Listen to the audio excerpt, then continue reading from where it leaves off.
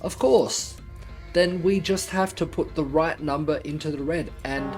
Incineration will begin in 30 seconds. Run, guys! Get to the door!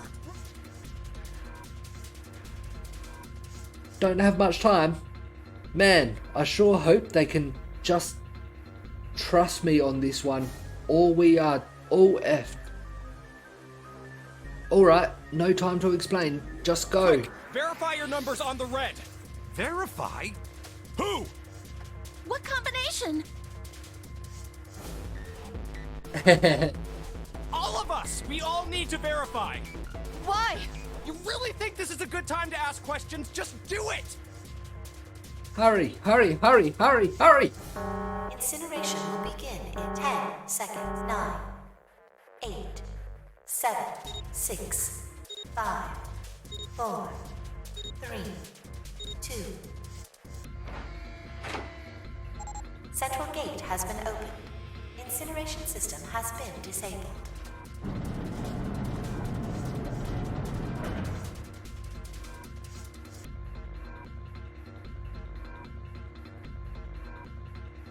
No time to be happy, time to go. Hurry! We've only got 9 seconds before the door closes. Go, go, go! Come on guys, move it. Okay, they're all through. Move it, Junpei. Just in time.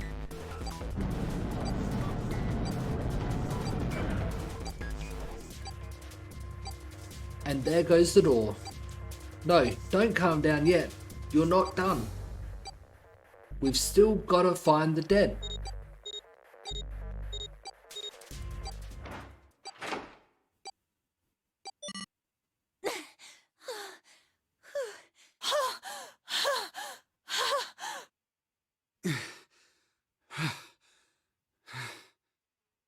Shit.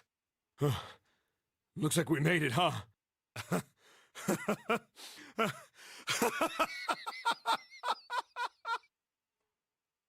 Man, that guy sure can laugh when he wants to. Looks like Clover and Lotus are totally out of energy. Snake is shaking his head warily.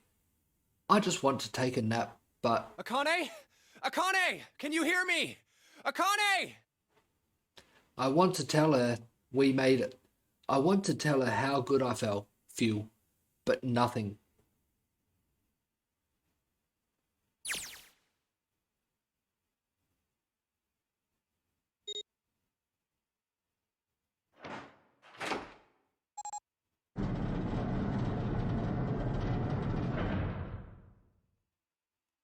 The door opened. Standing in front of it was my brother. Akane! Oi! I cried his name, even though my voice was almost gone from screaming, and leapt into his arms. Oh, oi! Akane! I buried my face in his chest and cried again. I cried and cried and cried. The steady thump of his heart in my ear made me feel like I was home. Its beat was almost like a lullaby. I wrapped my arms around him as far as they would go and held him as tight as I could. Just to be there felt like a miracle. I hadn't felt the warmth of another human body in what had seemed like an eternity. I just wanted to stay there in his arms forever, but I couldn't. The moment I'd passed through the door, my bracelet had begun to count down to death. I leapt away from him and looked around. The door had already closed. I stopped the dead only a short distance away. I spotted the dead. It took me only a moment to get to and scan all the bracelets. I left the ones Hongo had dropped on the scanner panel. That was it.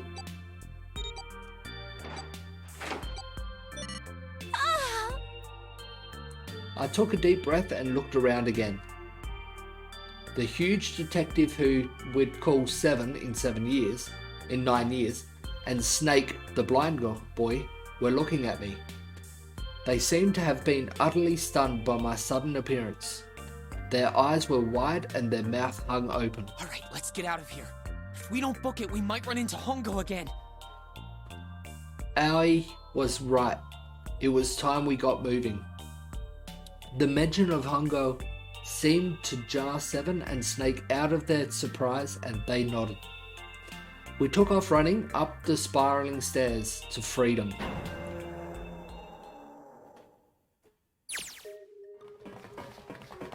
Time for more running.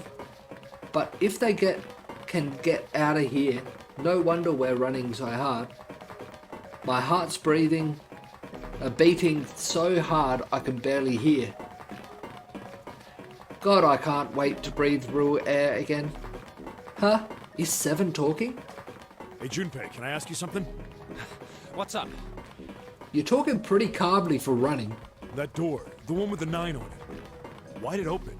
Yeah, all 5 of us verified our numbers on the red. 2 plus 4 plus 5 plus 7 plus 8 is 26. That makes our digital route 8. It shouldn't have opened. That's not like you, Lotus. I thought you would have figured it out already. Huh? Why? Because you were the person who taught me about the idea of bases. Bases? Yeah. What are the 2 numbers in base 2? 0 and 1. How about base 10? That goes from 0 to 9, right? Then how about base 16? 0 through F.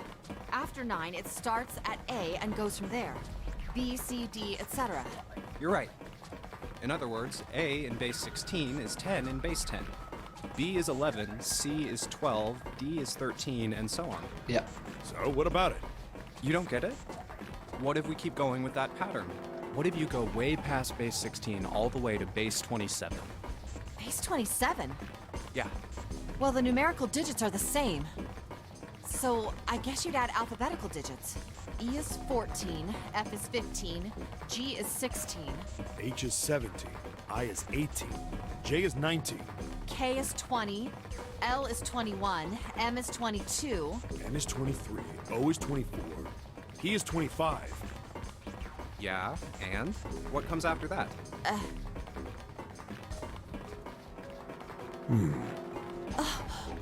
Q. 26! And what does that mean? Wasn't a 9 on the door. It was a Q! A fucking lowercase q! Yep, that's pretty much it. What? That makes no sense. I guess to put it another way, you could say that it was a 9 in base 10, but a Q in base 27. How did you even think of base 27 though? God, my thighs are killing me. I swear any moment now I'm gonna tear a muscle. I feel like every single cell of my body is dying for air. Damn, every breath I take is a chore now. Yeah, and base 27 would only work, or 26, or yeah, 26 would only work if those 5 were in there. Add one person or swap one person out, it wouldn't work. No matter what other combination of people, it would only work with those 5 people. I feel like my lungs are gonna burst. Maybe just a short rest. No, can't stop. Don't have time. Come on, legs. There can't be any more of these steps left. Many more of these steps left. Let's run. Run like a bullet down a rifle barrel. Like a tornado cutting through a sea of clouds. I feel like we're running along the back of a giant coiled dragon. Finally!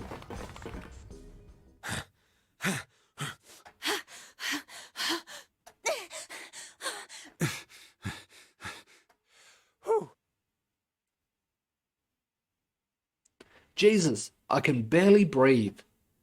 No, Junpei. No time to rest. Pull yourself together. You're almost there. All right, I'm gonna open it. Yeah. Yes, we're finally here. Please do. Sure, you look like a big, heavy door. But you're the only thing standing between me and my freedom. But even more important, than that, you're the only thing standing between me and Akane. You're gonna open, and you're gonna open now.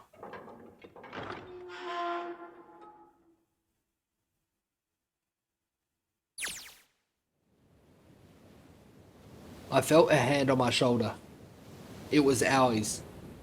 He gave it a small reassuring squeeze. I was so happy I felt like I could melt. My heart was at peace, and not only because my brother and I were back together again, it was back as Akane. Thanks to the huge detective, all 9 of us who had been kidnapped were finally able to escape from the Gigantic. On the distant horizon, we could see the faint outline of the ship as it sank. It gave a thunderous roar as it finally slipped beneath the waves. Its last cry echoed out across the ocean, and then it was gone. It's over. Aoi whispered, Yeah. it was over. It was finally over. Or was it? Was it really? No, that was wrong. That wasn't it at all. I was sure of it. This wasn't the end. It was only the beginning. This was only a prologue to what would happen in 9 years.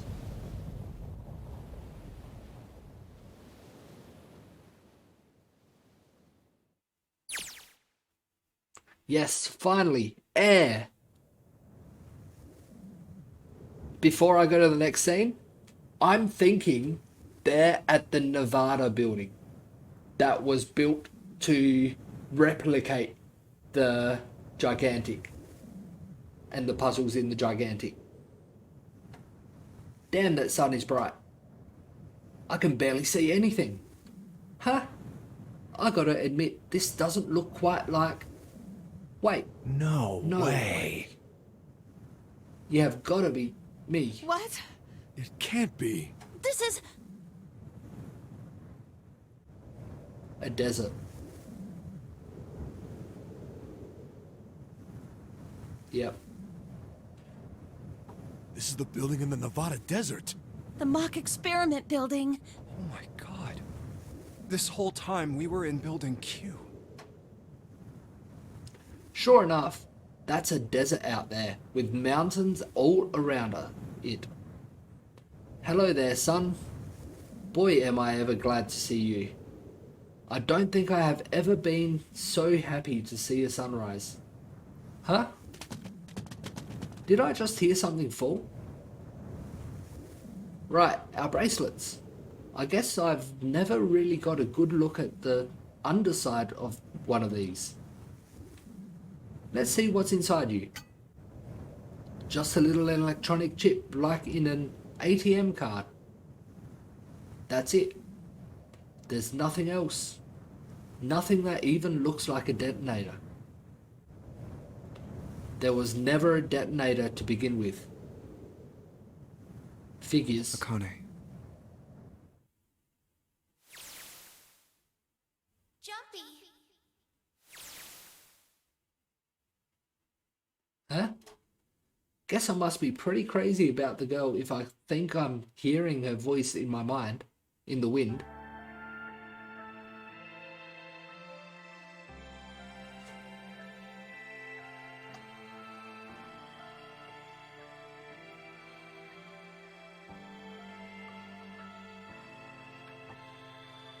And that's the final ending. That took way longer than I expected. I was expecting to finish near the start of the stream, not take the whole stream.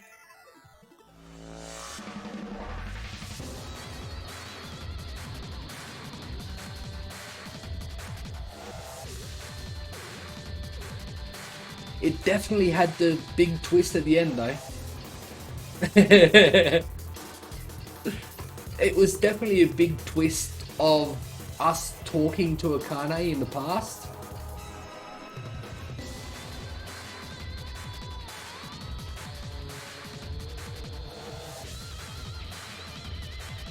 Some of the writing was quite average. It was definitely very different.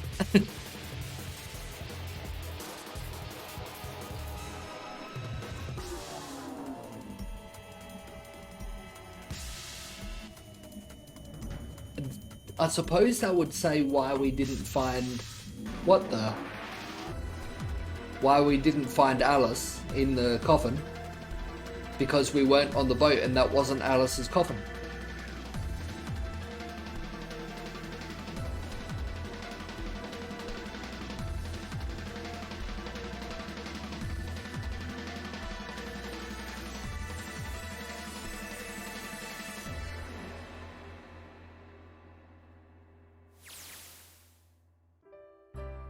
Are you okay?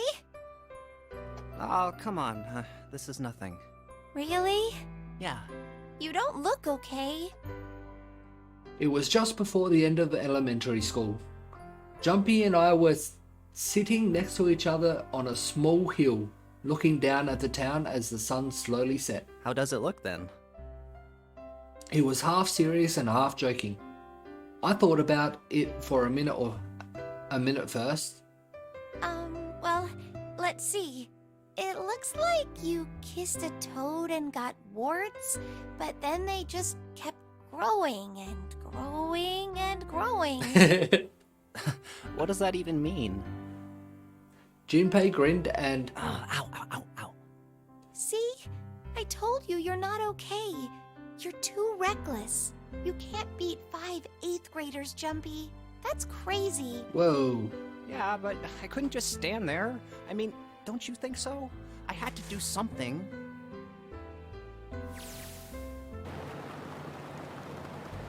Look at the Nevada desert go past.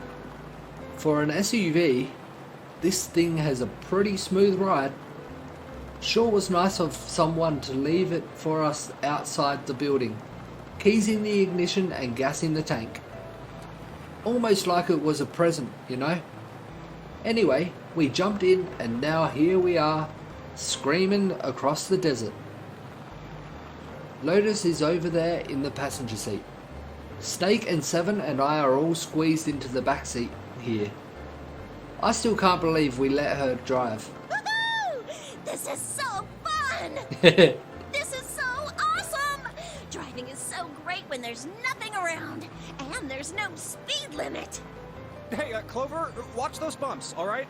This car jumps even a little, and I think I'm gonna get crushed to death. Hey, shut it. I can't help if I'm big, all right? Suck it up. Why don't you drive, Seven? I'm a cop. I ain't gonna break the law. He doesn't have an international license. He's not going to break the law, but he's going to allow someone without a license to drive. Yeah, but you could have sat in the passenger seat. I'm assuming that she doesn't have a license at least.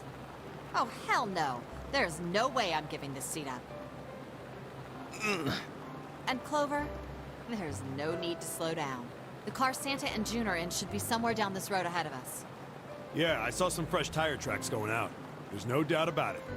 Then we've got to hurry if we want to catch them, don't we? Sure thing.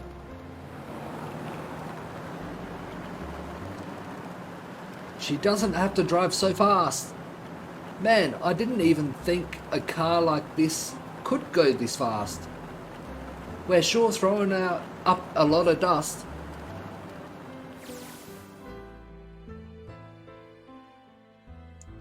It was a couple hours after we'd run into the junior high students. They'd been hiding in the bushes on the back of one of the hills, drenching a kitten in gasoline. Ooh. The moment we saw what they were doing, Jumpy ran up to them furious. Hey! What the hell are you doing? Then he jumped on them. He quickly scooped up the kitten and tossed it to me. Still not even in the last box. I caught it and ran for the police station as fast as I could. Help me! Officer, please! You have to come with me! The policeman and I headed back to the hill. All we found was Jumpy sprawled on the ground with a face covered in big swelling lumps. You couldn't run away after you threw the kitty to me? I asked him. He stuck his tongue out through the hole in his mouth where a tooth had fallen out. Yeah, I guess I coulda. Then why didn't you? I didn't want to. I wanted to beat him up. Beat him up real good. Because of what they were doing to the kitty. Yeah, that too, but I think they were the ones behind those murders our first semester. Remember?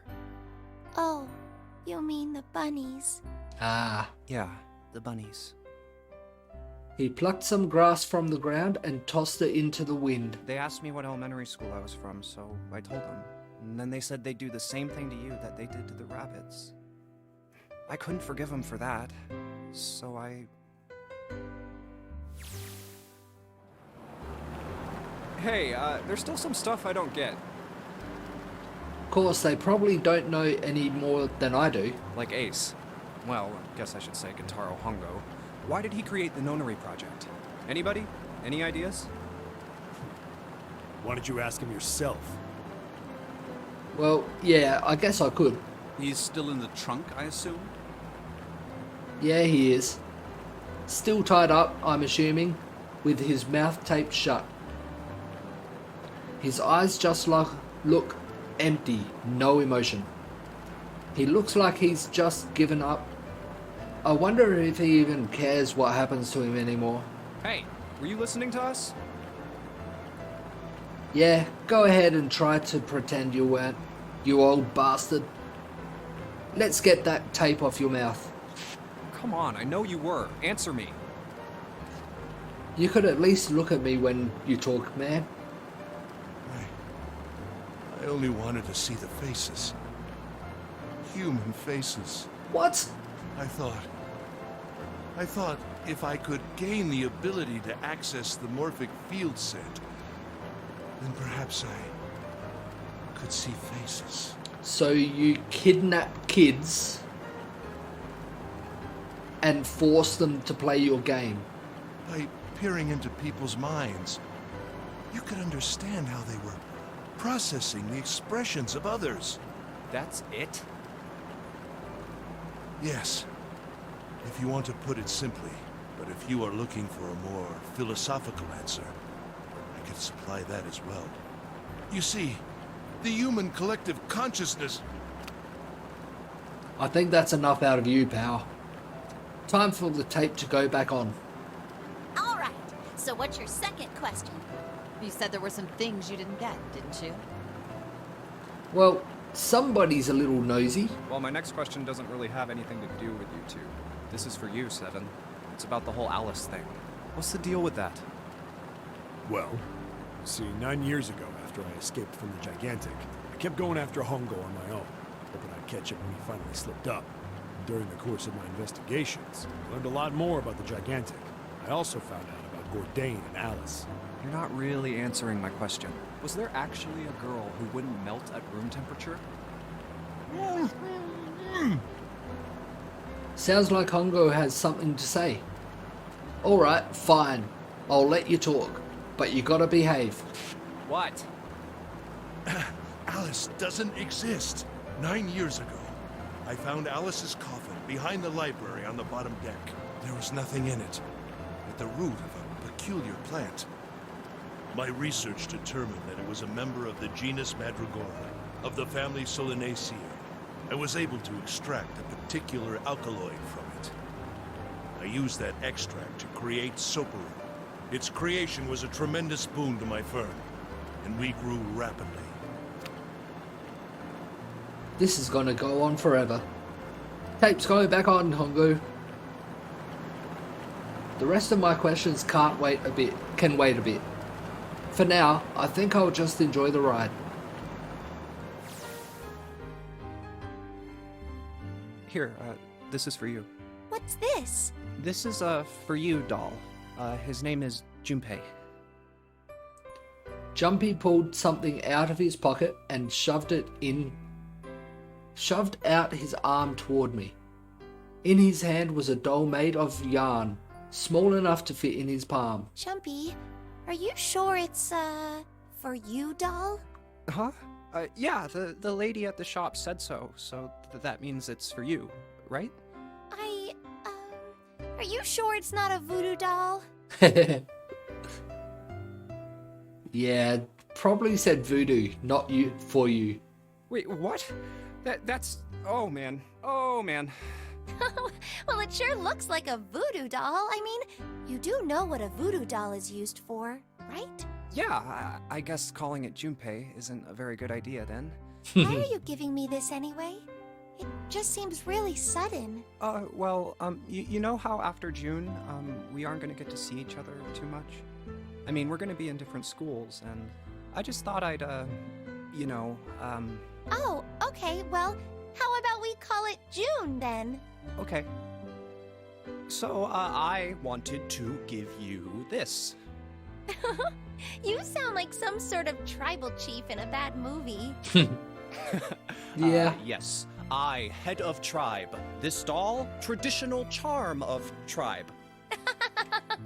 So I give this, it me.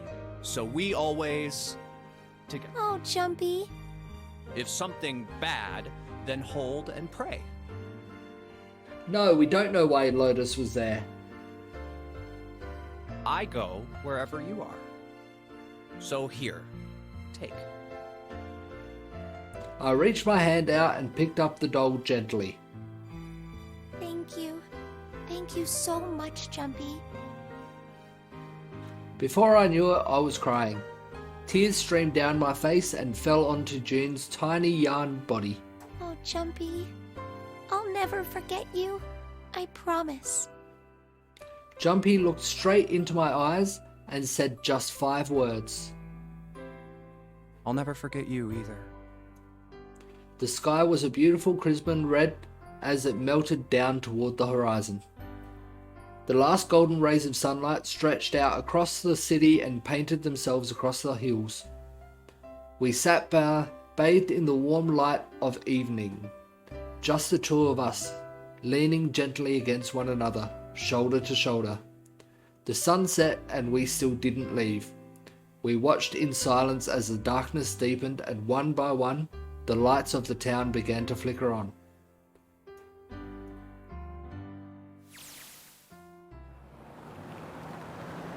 There's still one thing I don't get. To be honest, it's the biggest mystery so as far as I'm concerned, and also the only one that's really important. It has to do with June and Akane. 9 years ago, she died in the incinerator on the Gigantic. But she's still alive now as June. But how? Was it because I tapped into the morphic field set and saved her 9 years ago? Alright, let's say that makes some kind of insane sense. If I did that, then how do I make sense of what Seven remembers? Snake makes sense. He's blind. He couldn't have seen her body anyway. But Seven, he said he was sure he saw it. Does that mean there's some kind of historical discrepancy? Or wait, maybe that's not it at all. There is one other logical explanation. Was what you told me the truth, Seven? You looked satisfied. No. No way. He couldn't. Hey, look! Over there. There's somebody next to the road. What? Hmm?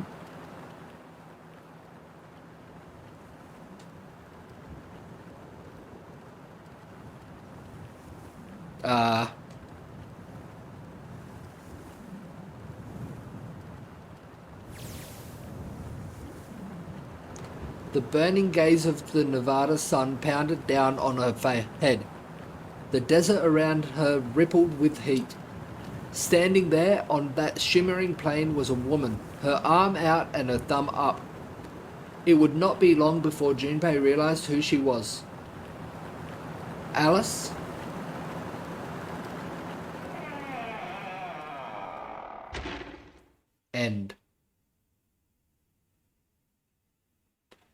from the back, it kind of looked like what we knew of what Alice would look like.